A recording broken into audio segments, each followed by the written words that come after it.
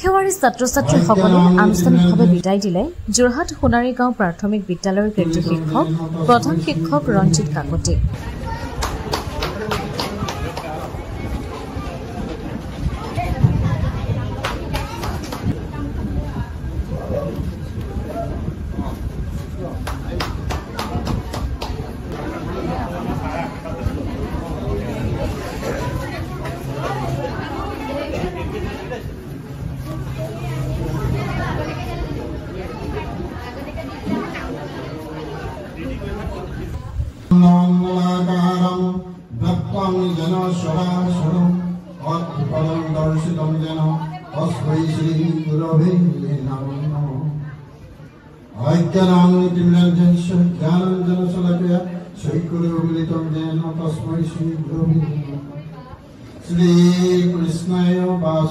চকুত সকলো ছাত্ৰ-ছাত্ৰী অভিভাৱক তথা পৰিচালনা সমিতিৰ বিষয়ববীয়াসকলৰ সকলোৰে মৰমৰ সুশিক্ষক প্ৰধান শিক্ষকজনৰ প্ৰতি শ্ৰদ্ধা মৰম দেখিবলৈ পোৱা দৃশ্যই উপস্থিত সকলোকে আৱেগিক কৰি তোলে।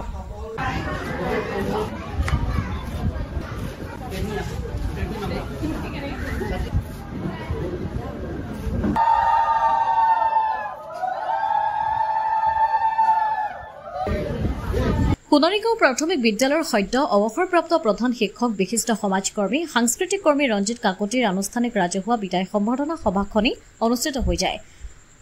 আদৰ সভাখনিত সভাপতিত্ব কৰে বিশিষ্ট সমাজকৰ্মী মানিক চন্দ্ৰ বৰাই। লগতে উপস্থিত থাকে বিশিষ্ট সমাজকৰ্মী ভৱেন তামুলী, বিশিষ্ট অভিনেতা গৌৰী শংকৰ ভূঞা, দুলাল শইকীয়া, বিমান দাসৰ লগতে বহুকেইগৰাকী শিক্ষক অৱসৰপ্ৰাপ্ত শিক্ষয়িত্ৰী উপস্থিত থাকে। প্ৰায় 31টা বছৰ সোণাৰীগাঁও প্ৰাথমিক বিদ্যালয়ত শিক্ষকতা কৰা প্ৰধান শিক্ষক ৰঞ্জিত কাকতিক বিদ্যালয়ৰ ছাত্ৰ-ছাত্ৰী আৰু অভিভাৱক মাতৃগোট পৰিচালনা সমিতি শুভাকাংক্ষী আনুষ্ঠানিকভাৱে সম্বৰ্ধনা তথা বিদায় জ্ঞাপন কৰে। ব্যুৰ ৰিপৰ্ট পোহৰ লাইভ 8।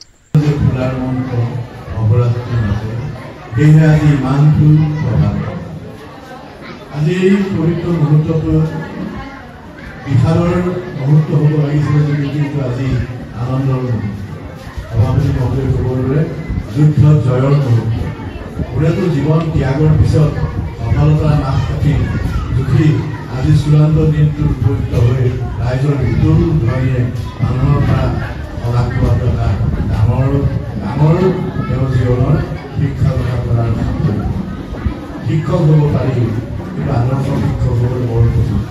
এজন শিক্ষকৰ ইমান দায়িত্ব সমাজৰ প্ৰতি বিদ্যালয়ৰ অভিভাৱক অভিভাৱকসকলৰ ছাত্ৰ-ছাত্ৰীসকল বিশেষ দীঘলীয়া বক্তব্য নিদিওঁ। ৰঞ্জিত কাকতিদেৱে অৱসৰ কৰাৰ দিনাখন ফেচবুকত পোষ্ট এটা পাই মই কৈছিলোঁ অৱসৰৰ পিছত কাম বাঢ়িছে। শিক্ষাৰ্থীৰে শিক্ষকতা কৰি অৱসৰ লোৱাৰ পিছত সামাজিকভাৱে তেখেতৰ দায়বদ্ধতা বহুত বাঢ়িছে। আহি থকা দিনবিলাকত তেখেতে সমাজৰ কাৰণে দেশৰ কাৰণে দহৰ কাৰণে কাম কৰি যাওক। মোৰ ফালৰ পৰা সেয়াই ভাতৃপতি ৰঞ্জিত কাকতিদেৱক মোৰ এয়া আহ্বান। তামুলী ডাঙৰীয়াই শিক্ষকতাৰ বিষয়ে বহুতখিনি ক'লে। মই জয়গতে পোহৰ লাইভৰ মুখ্য সম্পাদক অমৰ বৰুৱা প্ৰমুখ্যে মই কৰ্মকৰ্তাসকলৰ আন্তৰিক কৃতজ্ঞতা ধন্যবাদ জনাইছোঁ। আপোনালোকে আমাৰ বিদ্যালয়লৈ আহি এই বাতৰিটো সম্প্ৰচাৰ কৰিব। কথা হ'ল যে মোৰ এইখন বিদ্যালয়ত 1994 চনৰ 1 জানুৱাৰী দিনাখন মই এইখন বিদ্যালয়লৈ বদলি হৈ আহিছোঁ। প্ৰথম 1993 চনৰ 29 জুন তাৰিখে মই দক্ষিণ কলীয়া প্ৰাথমিক বিদ্যালয়ৰ মই যোগদান কৰিছিলোঁ কামত। আকৌ 1994 চনৰ 1 জানুৱাৰীৰ পৰা আমাৰ এই বিদ্যালয়ত মই সহকাৰী শিক্ষক হিচাপে কাৰ্যনিৰ্বাহ কৰি আছিলোঁ। যোৱা 2006 চনৰ 31 আগষ্ট তাৰিখে মই প্ৰধান শিক্ষকৰ দায়িত্ব লৈ এই 2024 চনলৈকে প্ৰধান শিক্ষকৰ দায়িত্বটো মই পালন কৰিলোঁ। আৰু এই বিদ্যালয়খনৰ মাজতে ভাঙোনমুখীলৈ গৈছিল, মানে চৰকাৰ যিটো এমালগেমেশ্যন, সেই এমালগেমেশ্যন প্ৰক্ৰিয়ালৈ গৈছিল যদিও মই স্কুলখন যৎপৰোনাস্তি চেষ্টা কৰি ৰক্ষা কৰিবলৈ সক্ষম হ'লোঁ আৰু এতিয়া বৰ্তমানলৈকে এখন ৰাখিলোঁ। অসমৰ বিভিন্ন বিদ্যালয়বিলাক অসম চৰকাৰে মানে অন্য ওচৰ চুবুৰীয়া স্কুলৰ লগত জাপি দিছে, কিন্তু এইখন স্কুলত তেনেকুৱা এটা প্ৰক্ৰিয়ালৈ গৈছিল যদিও মই খুব চেষ্টাৰ ফলত মই স্কুলখন ৰাখিছোঁ।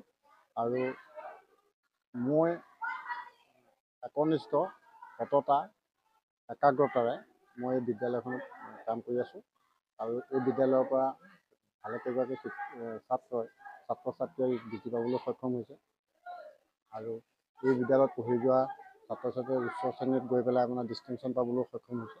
আমি পঢ়োৱা ছাত্ৰ ছাত্ৰী আৰু বিভিন্ন চাকৰিত নকৰল হৈ আছে এইখিনিয়ে কথা। আৰু সহযোগিতা কেনেকুৱা? খুব সুন্দৰ। ইয়াত সহযোগিতা ৰাইজৰ সহযোগিতা যথেষ্ট আছে বা যথেষ্ট সহযোগিতা পাইছোঁ। আমাৰ এই বিদ্যালয়খনৰ ৰাইজৰ সহযোগিতা থকাৰ বাবেই 2017 চনৰ পৰা 5বাৰ গুণোৎসৱ আয়োজন কৰিছে অসম চৰকাৰে। সেই 5টি বাৰতে আমাৰ এই বিদ্যালয় A+ পাবলৈ সক্ষম হৈছে। আচলতে গুৰু বুলিলে আমিও যেনেকৈ সন্মান জনাই আহিছিলোঁ, যেনেকৈ পিতৃগুৰু মাতৃগুৰু শিক্ষাগুৰু দীক্ষাগুৰু গুৰুক সন্মান জনাব লাগে, আমি সেই শিক্ষাটো আমি ছাত্ৰ ছাত্ৰীসকলক দিছিলোঁ আৰু সেইবাবে আজি তাৰ ফলশ্ৰুতিতে আজি সেইটো মই ভোগ কৰিবলৈ পাইছোঁ বুলি ভাবিছোঁ। আচলতে এইটো শিক্ষা আধ্যাত্মিক শিক্ষাটো আমি প্ৰাথমিক বিদ্যালয়ত দিওঁ ছাত্ৰ ছাত্ৰীসকলক, বিশেষকৈ সন্ধ্যা সময়ত প্ৰাৰ্থনা কৰা, জ্যেষ্ঠসকলক সন্মান জনোৱা, সেই তেনেধৰণৰ যিখিনি নীতি শিক্ষা সেই নীতি শিক্ষাখিনি আমি তেওঁলোকক সদায় দি থাকোঁ এই বিদ্যালয়ত।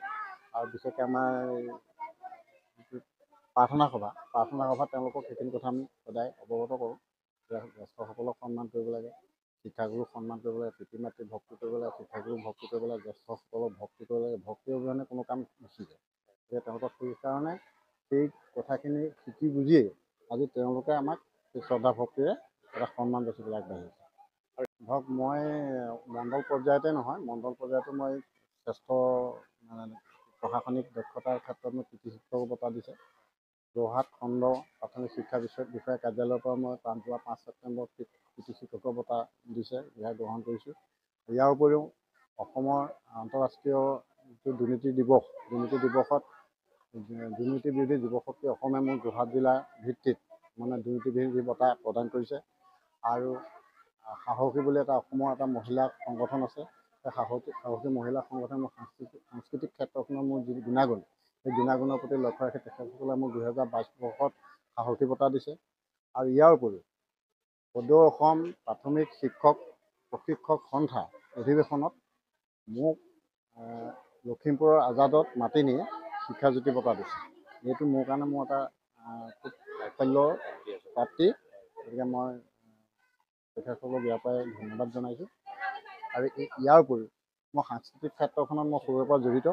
মই অসমৰ বিভিন্ন জেগাত আমাৰ বিশেষকৈ চৰাইবাহী চিনকটা সাংস্কৃতিক গোষ্ঠীৰ এটা গোষ্ঠী আছে, নাট্য দল।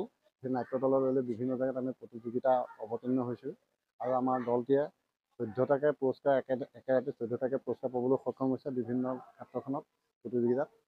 সেইফালৰ পৰা আমি ভাওনা ক্ষেত্ৰখনত জড়িত হৈ পৰিলোঁ, গুৰুজনাৰ কৃষ্টিত জড়িত হৈ পৰিলোঁ। ইয়াৰ উপৰিও মই নাটক, একাংকিকা নাটক, পূৰ্ণাংগ পৰ্যায়ৰ নাটক সৰুৰে পৰা মই কৰিছোঁ বিভিন্ন জেগাত।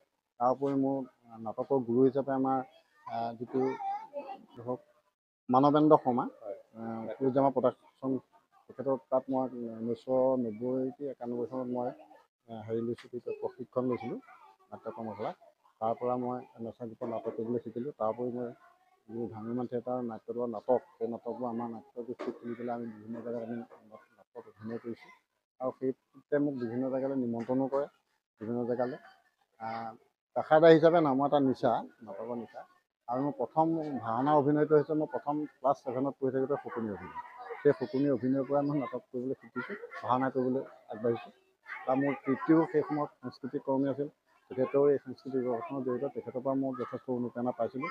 আৰু মোৰ গুৰু ভৱেন তামুলী আছে, এতিয়া আজি আমাৰ সভালৈ আহিছে, গৌৰীশংকৰ ভূঞা, তেখেতসকল আহিছে। তেখেতসকল মোৰ শ্ৰদ্ধাৰ গুৰু, মই গুৰু হিচাপে মানো, কাৰণ তেওঁলোকৰ নাট্য জগতখনে মোক অকণমান আগবঢ়াই লৈ গৈছে। আচলতে কি বুলি কওঁ, আমাৰ যিটো হৃদয়ত আছে, তেজত আছে। গতিকে আমি এতিয়া অৱসৰৰ পিছত যথেষ্ট সময় পাম। এই সময় পোৱাৰ লগে লগে বিভিন্ন সাংস্কৃতিকেই হওক বা সামাজিক ক্ষেত্ৰখনত পূৰ্ণভাৱে মই সহযোগ কৰিবলৈ সক্ষম হ'ম। অসমৰ অন্যতম নিৰ্ভৰযোগ্য ছেকেণ্ড হেণ্ড গাড়ীৰ ডিলাৰ ঋতু কাৰ পেলেচ। বিভিন্ন মডেলৰ লগতে বহুকেইটা ভাৰতবৰ্ষৰ আগশাৰীৰ গাড়ী কোম্পানী চাৰিচকীয়া বাহন ইয়াত উপলব্ধ। আপোনাৰ মনে বিচৰা প্ৰতিখন মন পচন্দৰ গাড়ী ইয়াতে উপলব্ধ। আপোনাৰ বাজেট অনুসৰি ক্ৰয় কৰিব পাৰিব আপোনাৰ প্ৰিয় চাৰিচকীয়া বাহনখন। লগতে বিভিন্ন বেংকৰ ৰিফাইনেন্সৰ যোগেদি অতি কম সময়তে ৰিফাইনেন্সৰ সুবিধাও লাভ কৰিব পাৰিব আপুনি। তেনেহলে পলম নকৰি আহক ঋতু কাৰ পেলেচলৈ। আমাৰ ঠিকনা কৰঙা চমুৱা গাঁও, গড়আলি, যোৰহাট। যোগাযোগৰ নম্বৰ 9954370931।